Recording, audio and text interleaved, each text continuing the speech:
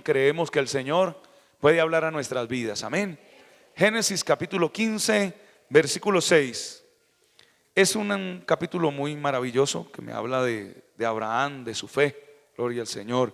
Y que me dice el versículo 6, leo para ustedes de nuevo: y creyó a Jehová y le fue contado por justicia. Vamos a hablar bajo ese tema, la importancia de creer. Decimos que creer es considerar una cosa, algo como verdadero o como muy seguro. Y Dios hizo al ser humano con esa facultad de poder creer. Y el Señor dijo: para el que cree, todo le es posible. Entonces, está en usted y en mí si creemos. Es algo que se desarrolla en nosotros, porque hay muchas personas que no creen en nada. Así le estén avisando de algo inminente, de algo que viene, ellos no creen. Hemos dicho, por ejemplo, el domingo, creo que, o el sábado, hablando un poco acerca de lo que pasó en Armero, que el Señor días antes mandó a un pastor con un megáfono a predicar en el pueblo y a decir que venía un desastre grande, que se arrepintieran delante del Señor, y nadie casi lo escuchó. A los pocos días vino esa avalancha y destruyó Armero. Amén. Hay mucha gente que ha escuchado la voz de Dios, pero no creen. Entonces, el creer es estar seguro de que algo existe, y en este caso Dios, y lo que dice en su palabra, que es muy cierto, aunque no tenga pruebas físicas, porque la fe es eso, ¿no? ¿Por qué es tan fácil para el ser humano hacer una imagen de Dios, una imagen de la Virgen, una imagen de San Pablo, de San Pedro, bueno, etcétera, etcétera, y arrodillarse delante de él? ¿Por qué es tan fácil? Porque le ven. Y cuando uno ve algo, como es humano, uno es humano, y cuando uno ve algo como que lo cree. ¿Qué dijo Tomás? Hasta no ver, no creer. Lo dijo Tomás. Y eso que había visto los milagros del Señor, y eso que había caminado con el Señor 3 años larguitos, amado hermano. Pero él dijo: hasta no ver, no creer. Y se atrevió a decir: si yo no tomo mi mano y la meto allá en el costado del Señor, en esa herida, y si yo no meto mis dedos en la herida de los clavos, yo no voy a creer. Y el Señor luego lo reprendió y le dice: Tomás, porque ves, crees. Bienaventurados los que no vieron y creyeron. ¿Por qué estamos dentro de una congregación? Porque hemos creído que hay un Dios santo. No le hemos visto, pero le sentimos, pero podemos percibirle. Como el aire, no le vemos, pero le sentimos. Él nos empuja. Escuchamos cómo suenan las tejas cuando ventea, y más aquí en nuestro paraíso, en este tiempo que está venteando tanto. Usted sabe que existe el aire porque ventea y se mueven las cosas. Nos empuja a nosotros mucho. Así es Dios. Dios es espíritu. La palabra espíritu viene de la palabra aire. Gloria al Señor. Entonces Dios es así. Y para el que cree, entonces Dios está ahí para responderle, para bendecirle. En Hebreos capítulo 11 dice que es necesario que todo el que se acerque a Dios crea que Él es real, que Él es poderoso. Ayer hablaba con alguien y me decía que venían muchas preguntas a su mente. ¿Quién es Dios? ¿Dónde está Dios? ¿Quién ha visto a Dios? Humanamente nuestra mente es así. Pero si usted se acerca al Señor, se va a dar cuenta que lo que predicamos, que lo que se vive dentro de una iglesia no es mentira, sino que es real. O sea, lo de Dios no es una tradición oral que yo les comento y ustedes digan: ay, tan bonito, sino que cada uno pueda experimentar esa relación personal con Dios. Bendito sea el nombre de Dios. ¿Cuánto lo creen, amado hermano? Repito, aunque no tenga pruebas físicas, porque alguien dice: muéstreme a Dios. Otro: muéstreme el infierno, muéstreme el cielo. Como dijo aquel hombre, Felipe: Señor, muéstranos al Padre y nos basta. No pedía casi nada el hermano Felipe. 3 años con el Señor y diciendo que le mostrara al Padre. sabiendo que hasta en el Antiguo Testamento se dice que nadie ha visto al Padre, porque su gloria nos mataría, porque somos pecadores arrepentidos, pero somos pecadores arrepentidos. Amén, hermano. No estamos en cuerpo glorioso, y si viéramos a Dios al Padre, la Biblia dice, moriríamos por el resplandor de su gloria. Pero sí hemos podido ver a Jesucristo. Si el hombre ha podido ver al Dios encarnado en Cristo Jesús nuestro Señor. Amén. Eso es creer, y tiene una importancia grande para el ser humano. Lo contrario a la creencia es la incredulidad. Ese prefijo que se le coloca, incredulidad, que es el vehículo que el diablo utiliza para que el ser humano se destruya, para que no crea en Dios, para que no respete a Dios, para que no le sirva a nuestro amado Dios. Creer, en otras palabras, es tener fe. Ese vocablo de dos palabritas, fe, que es tan importante para el ser humano. La Biblia dice, si puedes creer, amén, es si puedes creer. O sea que eso hay que desarrollarlo en cada uno de nosotros. No confío con mi mente, lo hago con el corazón, o sea, con lo más interno. Porque hoy día se escuchan muchas cosas, y la Biblia dice que en los postreros días, o sea, en este tiempo, el amor y la fe de muchos se apagaría, se enfriaría, con tanta cosa que sacan hoy día, con tantas religiones, con tantas creencias falsas, mentirosas. Entonces muchos dicen, yo ya no sé ni en quién creer.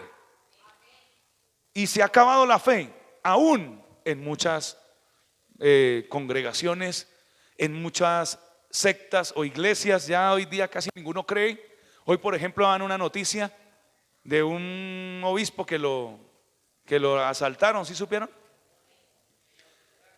Y que lo drogaron, lo golpearon, lo asaltaron, pero que había entrado con un muchacho. Y otros sacerdotes decían, es que ya hemos dicho de la vida licenciosa de ese hombre, porque usted sabe que la gran mayoría de sacerdotes católicos son homosexuales, la gran mayoría. Por eso es que este papa defiende el homosexualismo, porque como van en contra de la palabra del Señor, la Biblia dice que en los postreros días vendrían doctrinas de demonios. No sé si el ujier está ahí afuera, hermano. Sí, para que espante. Sí, podría, yo creo. Amén, hermano.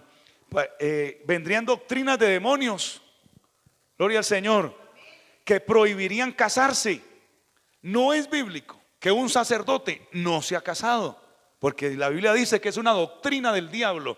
Por eso es que suceden tantas vejaciones, tantas cosas terribles, amado hermano. Es bíblico que el pastor, el obispo, el que sea, tenga una esposa en quien refugiarse. ¿Cuántos creen que es verdad? Amén, hermano. Entonces, mire, hoy día la gente dice, no creo ni siquiera en el párroco del pueblo, por todo lo que está pasando. Porque muchos se han dado cuenta que ese hombre, ese obispo, entra jóvenes cada ratico a su parroquia que son homosexuales. Entonces por eso la gente dice, ya no creo en nada. Amén, hermano. Mire, antes había más respeto aún por esa iglesia, por la iglesia católica. Pero ya la gente dice, no creo en ninguno. Y como también hay muchos pastores que son ladrones, que son estafadores, que son mentirosos, que son de todo, entonces la gente dice, ya no creo. Pero la Biblia dice que eso pasaría en los postreros tiempos, y que usted y yo tenemos que poner la mirada es en Cristo Jesús nuestro Señor, o si no perderíamos la fe. Si usted cree en los hombres, siempre va a quedar desilusionado. Pero el Señor nunca nos ha desilusionado. Él siempre es el mismo ayer, hoy y por los siglos de los siglos. Mire, hermano, el hombre siempre tiene que creer en algo. Siempre tiene que creer en algo. Así sea en la ciencia, en él mismo, creen en los animales, algunos creen en las plantas, en lo que sea. Pero Dios nos ha dicho que creamos en Él, que es lo más importante. Porque una cosa es creer en Dios y otra creerle a Dios. Miles de personas creen en Dios, pero no le creen a Dios. Por eso es que este versículo, si lo tiene ahí, ¿qué dice? En el versículo 6, ¿no? Y creyó, no dice en Jehová, sino a Jehová. le creyó a Dios. Creer en Dios, hasta los demonios lo hacen. Lo dice la Biblia en Santiago, gloria a Dios, que los demonios creen en Dios y tiemblan. Pero que una cosa es creerle a Dios. Creer en Dios es saber que hay un Dios allá arriba en los cielos. Amén, eso es creer en Dios. Y nombrarlo de vez en cuando, santiguarse como lo hacen muchos, pedirle misericordia en algunos momentos. Pero creerle a Dios es tomar la palabra de Dios y mirar qué es lo que dice y creerle a Él para hacer lo que dice la palabra del Señor. Por eso es que Abraham le cree al Señor, le cree lo que Dios le está diciendo y le fue contado por justicia.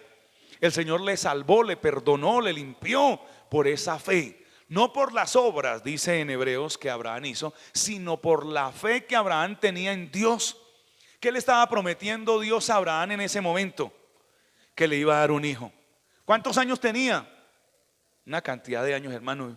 Ya más de 75 años tenía él. Iba para los 80 cuando el Señor le dice: vas a tener un hijo de tu esposa Sara. Y Sara ya estaba vieja también. Pero él dice que le creyó porque lo sacó de allá, de donde estaba, y le dice: mira las estrellas del cielo, cuéntamelas. Señor, no se pueden contar, así será tu descendencia. Ahora luego le dice: como la arena del mar será tu descendencia. Y él, viejo, sin hijos, le creyó al Señor. Dijo: amén, Dios, si tú lo prometes, yo te creo, así va a ser. Y hasta el día de hoy Dios ha cumplido, porque el pueblo de Israel, ninguno lo ha podido contar. O sea, si nos pusiéramos a contarlo desde que el Señor lo creó, desde Jacob y sus 12 hijos, desde ahí en adelante, ¿cuántos millones habrán nacido de esa línea, de esa descendencia de Abraham? Millones de personas. Bendito sea el Señor. Y cómo Dios los ha bendecido y los ha ayudado hasta el día de hoy. Me acordaba yo que día que estaba cargando las pilas Energizer, de que las pilas Energizer las crearon los judíos. Y una cantidad de cosas. Cada vez que yo pongo el Waze ahí en mi carro para que me guíe, me acuerdo que fue un judío el que inventó esa aplicación tan maravillosa del Waze. Y una cantidad de cosas como los fósforos. ¿Qué más? ¿Recuerdan, hermano? La USB y una infinidad de aparatos que utilizamos hoy. Los judíos lo inventaron. Dios cumple lo que Él promete. Por eso es que podemos confiar en Él. Vea, la historia es muy real de la palabra del Señor. Si yo viera que la Biblia se equivoca en algo, se equivoca en un versículo, pues me daría duda y yo diría: ¿será que sí? ¿Será que no? Pero la Biblia nunca se ha equivocado en nada. Desde Génesis hasta Apocalipsis todo se ha cumplido, se está cumpliendo y se va a cumplir conforme a la voluntad de nuestro amado Señor. Por eso me llamó mucho la atención esto, que Abraham le creyó a Dios lo que él estaba diciendo, sin ver, sin tener esperanza alguna. Porque si el Señor se lo promete a un joven: vas a tener un hijo, pues qué bendición, ¿no? Porque hay promesas muy obvias que hasta los pastores o líderes le dicen a otro, como esa que le decía a una señora embarazada: el Señor dice que si no es niño, será una niña. Eso es muy obvio, hermano. Y hay cosas muy obvias, de verdad. Debe ser alguno de los dos géneros, ¿o no? Gloria al Señor.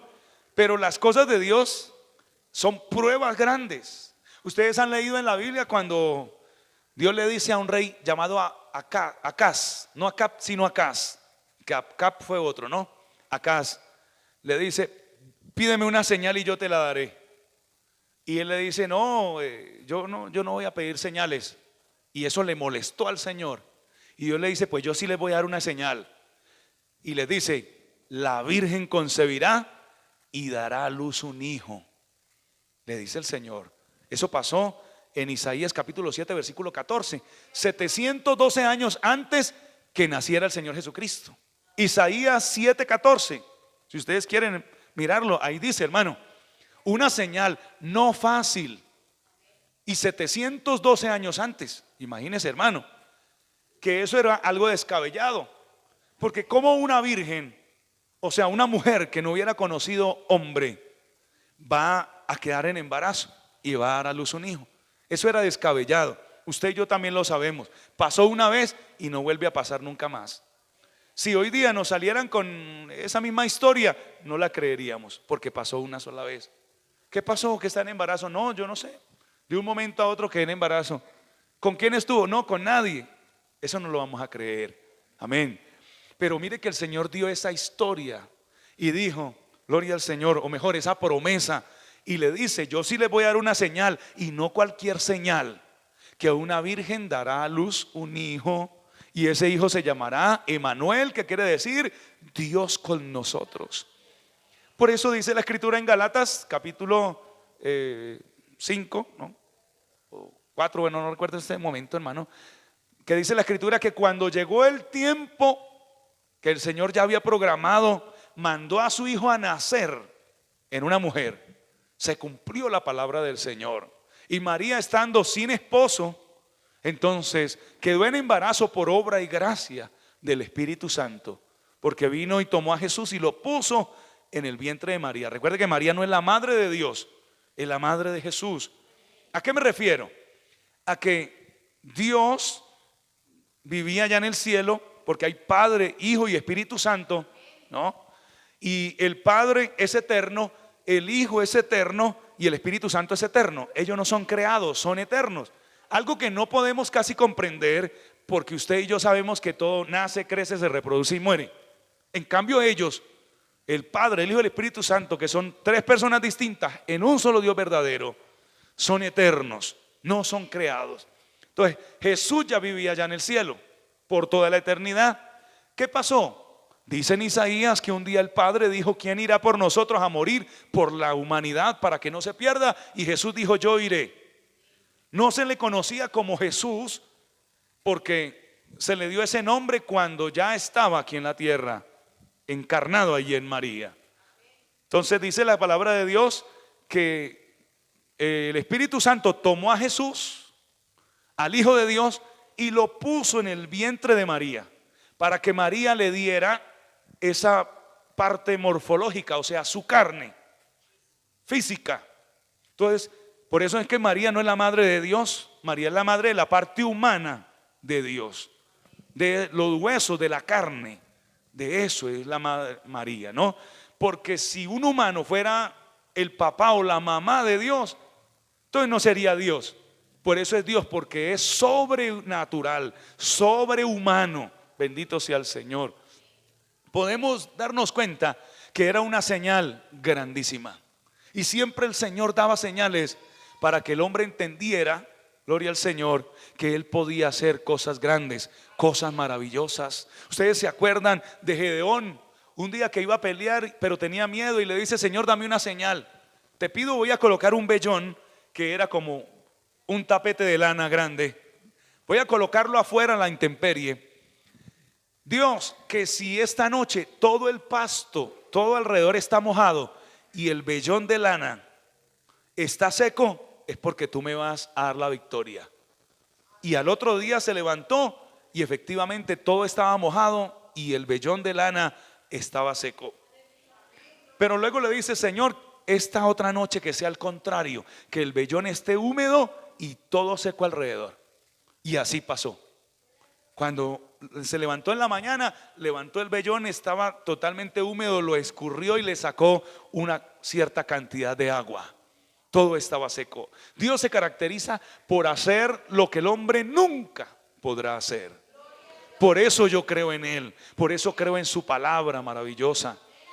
A mí me fascina, por ejemplo, la historia, leer la historia secular y la historia bíblica, porque compagina muy bien.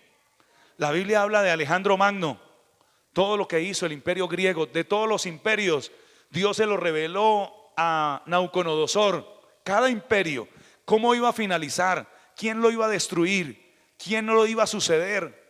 Por ejemplo, con Alejandro Magno, me dice la palabra de Dios, solamente le faltó a la Biblia decir Alejandro Magno.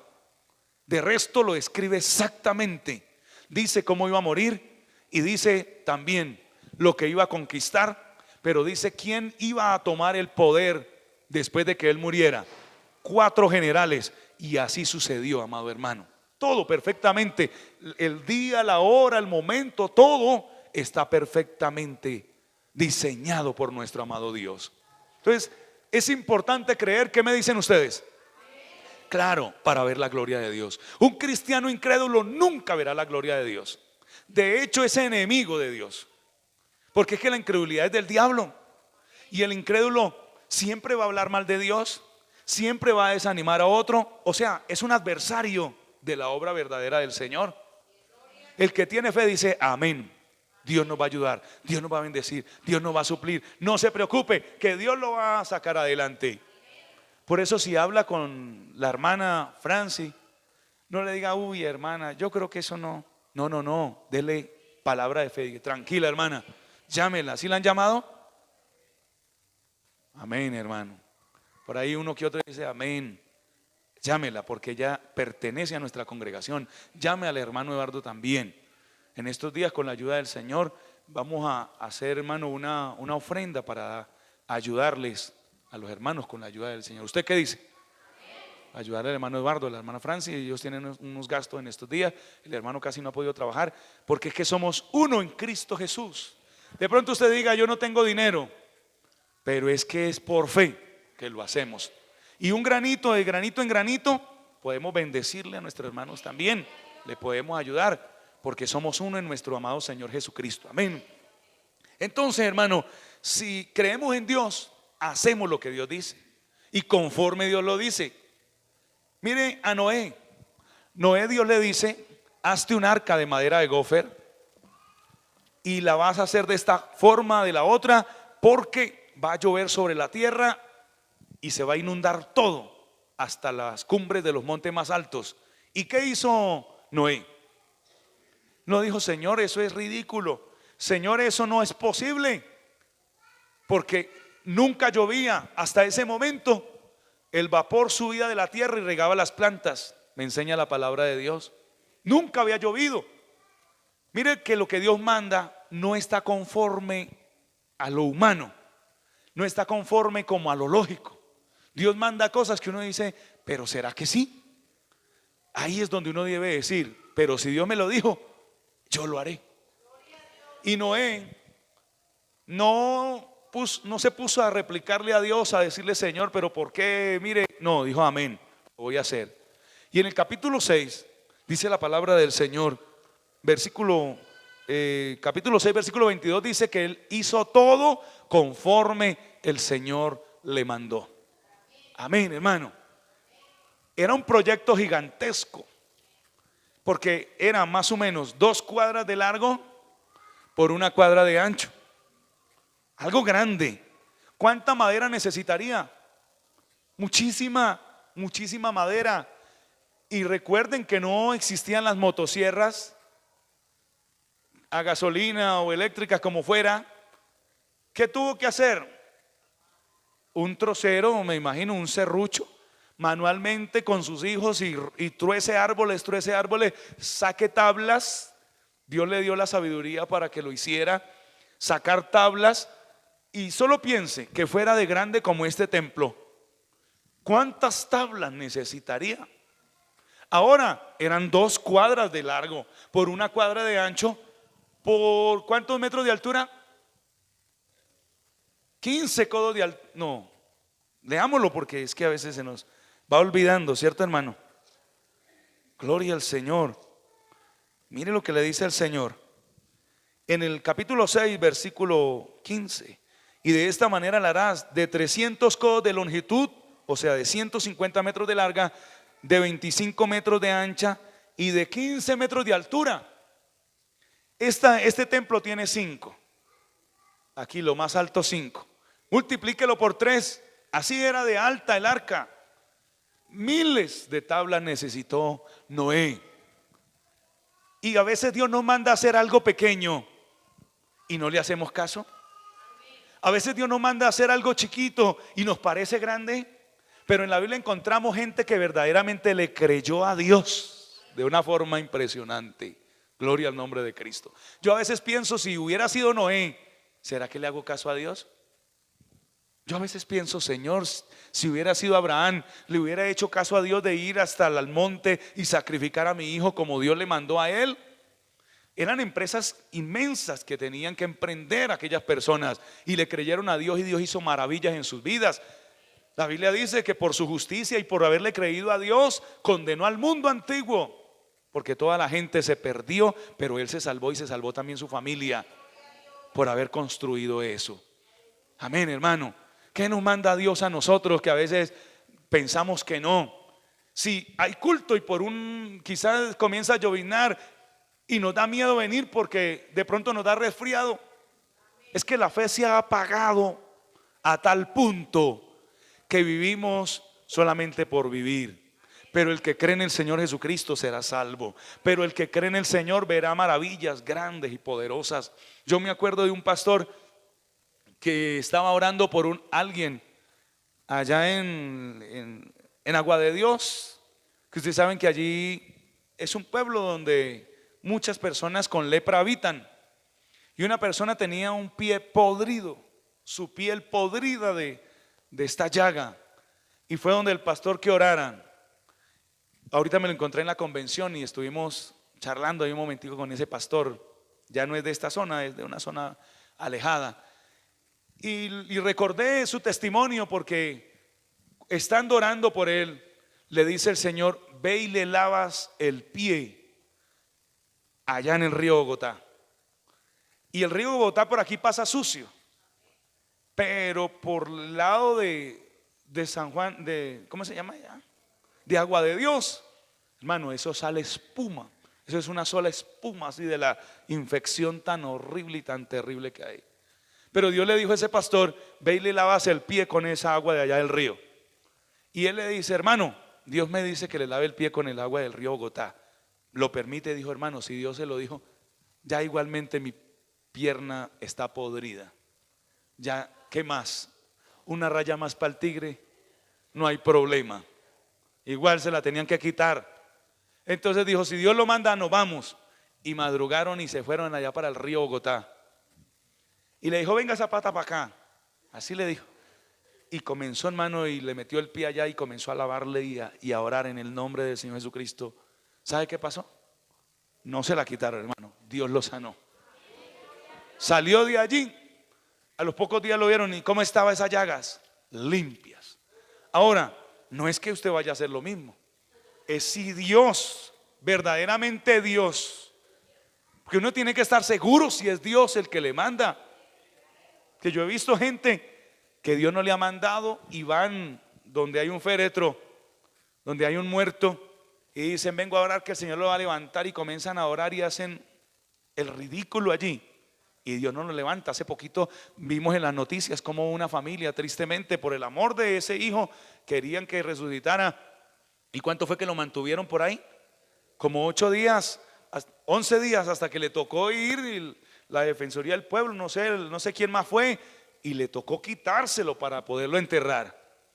Pero era una fe en alguien que le había dicho: va a resucitar, Dios me dijo que iba a resucitar.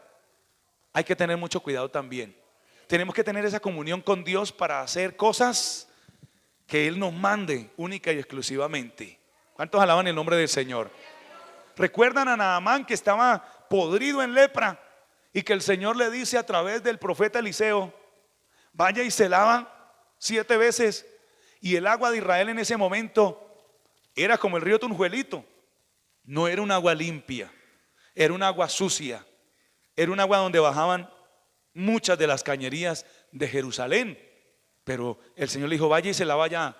Por eso es que Naamán no quería lavarse.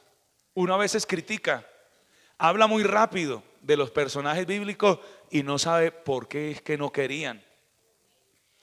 Es que, hermano, si me dicen a mí, yo con unas llagas bien terribles, y me dice: vaya y se lava en el río Bogotá o en el Tunjuelito, y se zambulle 7 veces. No le dijo mójese, sino zambúllase 7 veces.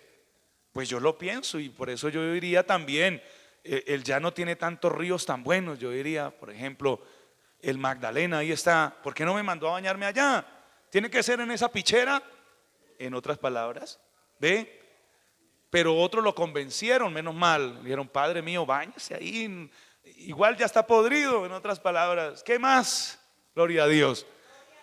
Pero mire que le creyó a Dios, se lavó y su piel salió blanca, limpia, hermano, como la de un bebé, dice la palabra del Señor.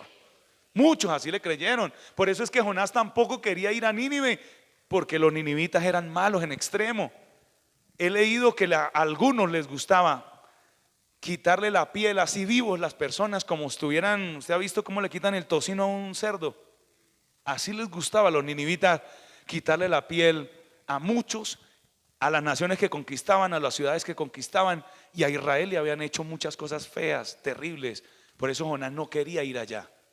Dicen algunos que hasta los padres o los familiares de ellos, de él, les habían hecho cosas malas, o sea, los habían masacrado. Él no quería ir allá y quería que Dios los castigara, que Dios los destruyera. Pero amado hermano, cuando uno le cree a Dios, ve cosas grandes. Se lo digo en el nombre del Señor Jesucristo. ¿Cuántos alaban el nombre de Jesús? Amén. Dios quiere verdaderamente que nosotros le creamos, que nosotros estemos ahí pendientes de su palabra. No vaya a leer, pero allí en Segunda de Crónicas 20:20, este hombre Josafat le dice al pueblo: mire, crean en el Señor para estar seguros, crean a sus profetas para ser prosperados, créanle, dice Josafat, porque iban contra un ejército que los iba a destruir, pero que con Dios ellos iban a hacer cosas grandes. Es que no importa los miles que vengan contra nosotros. Ustedes recuerdan la palabra del domingo que daba el pastor, donde leíamos que los etíopes eran 1.000.000 más 300 carros, que era como 300 tanques hoy día de guerra. Una persona sobre un carro de guerra antiguamente quedaba a una altura. Además de eso, como iban dos en el carro, uno iba tirando de la carreta del caballo y el otro iba atrás con lanzas, con espadas o con flechas. Entonces era terrible, y además muchos de esos carros eran errados, que no les entraba la espada, no les entraba la lanza, y algunos en las ruedas tenían una especie de espada, que como la rueda iba girando, esa espada también iba girando, y lo que cogiera, hermano, las piernas se las cortaba. Por eso era tan peligroso un carro. Y cuando un ejército tenía carros de esa magnitud, pues la gente le huía. La gente le huía. Era 1.000.000. ¿Contra cuánto recuerdan la predicación? 580.000. Lo sobrepasaban en más de 420.000 soldados. Eso es bastante. Pero dice la Biblia que ellos le creyeron a Dios y Dios deshizo todo ese ejército.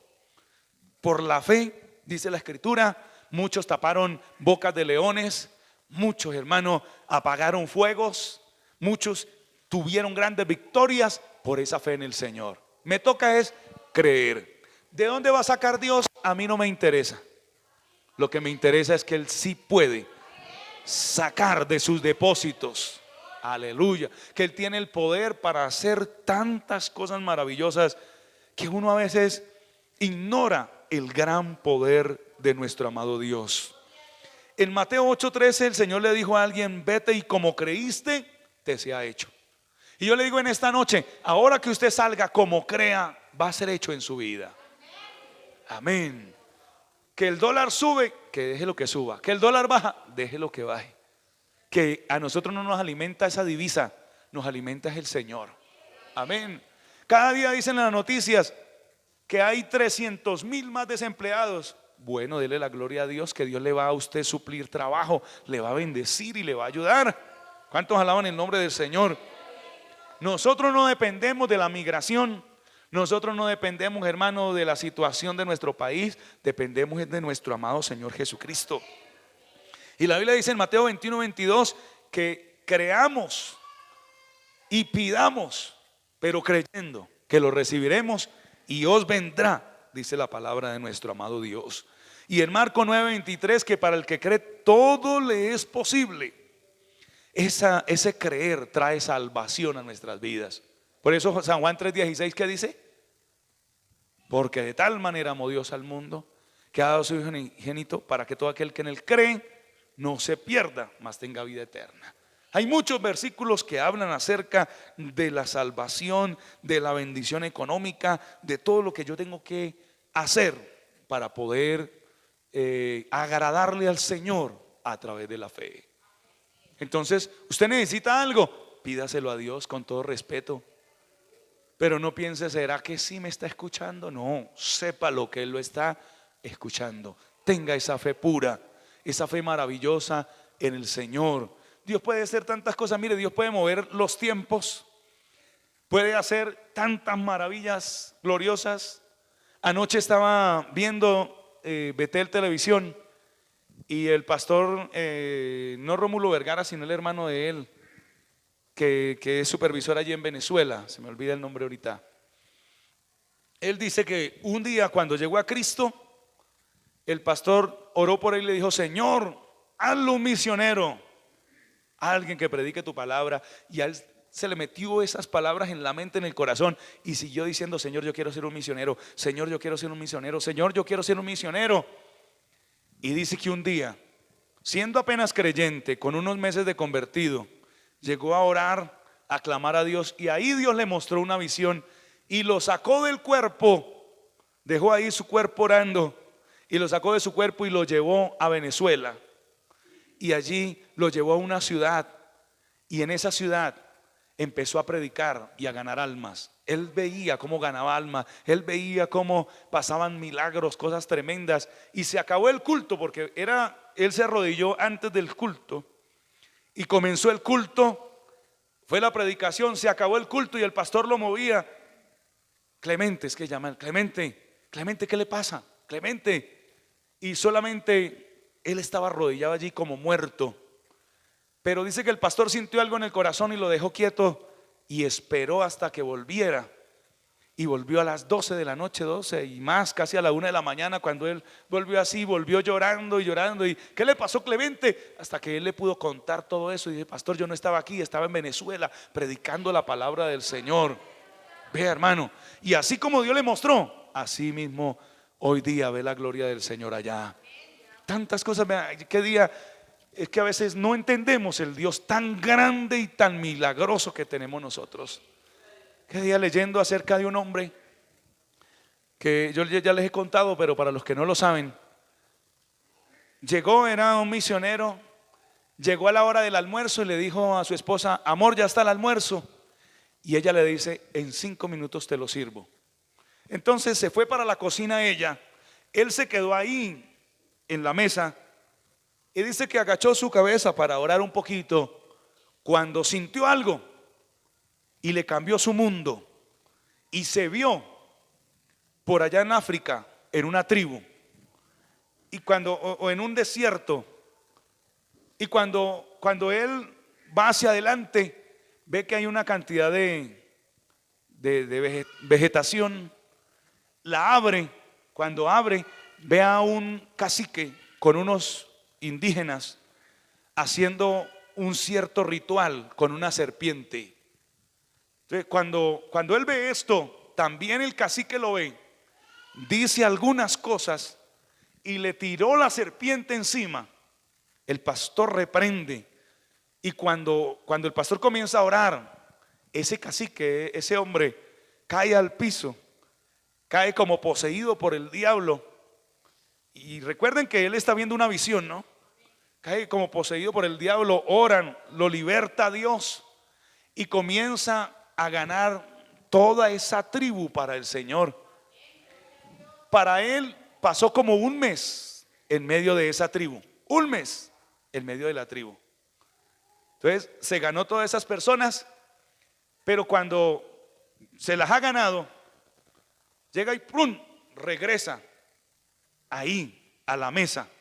Pasaron 5 minutos, pero él pasó un mes allá donde los indígenas. 5 minutos. Cuando él hace así, se mira los zapatos y estaban todos sus zapatos llenos del barro rojo que de allá de la tribu. Todos los zapatos con el barro rojo. Y dice, y le cuenta a su esposa, dice: mire, acabo de tener esta visión, pero mira mis zapatos. Y quedan extrañadísimos. ¿Qué será, Dios mío? ¿Qué será lo que tú me quieres mostrar? Pero pasaron, creo que fueron 6 o 8 meses, y había una convención en otro lugar. Y el pastor o ese misionero se fue para la convención. Él pensó que había sido simplemente como una visión. Y cuando va llegando a la puerta para entrar a la convención, veía que alguien saltaba allá con rasgos indígenas y saltaba y le decía al intérprete que ese era, que ese era, que ese era. Y se acerca al intérprete y le dice: hermano, es que él me dice que usted estuvo un mes en medio de ellos, de la tribu, y me ha contado el testimonio muchas veces.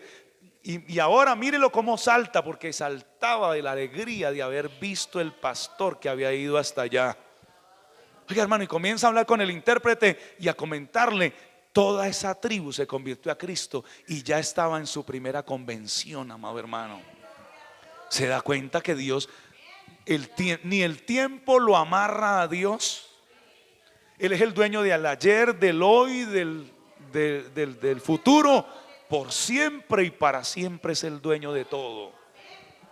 ¿Será que le podemos creer a Dios? No piense en las miserias que le vendrán.